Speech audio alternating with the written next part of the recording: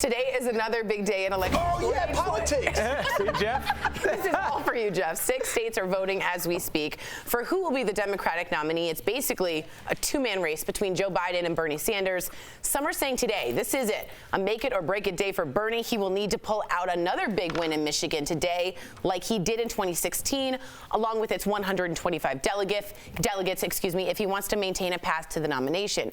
Meantime, the polls are showing that Biden is leading by a wide margin in the state. If you don't know, historically, Michigan was very Bernie, like Bernie in 2016.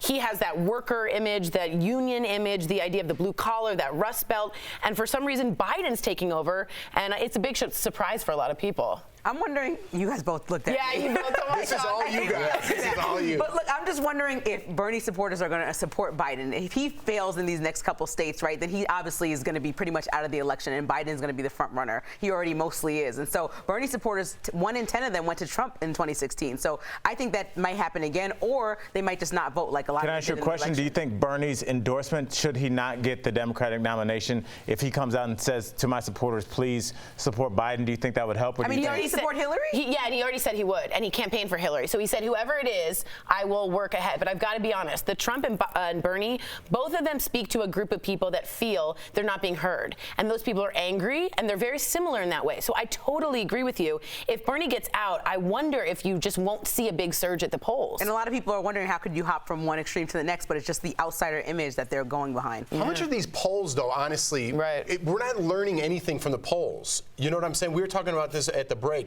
Biden was gone. He was out of the race.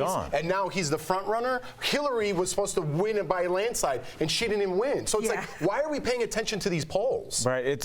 I think more than anything, it's the end of the idea of having momentum going into the final race. Biden had 0, and he's It's really James Clyburn of South Carolina who said, I endorse him, and then it was a huge swell. That was the big point, the turning point.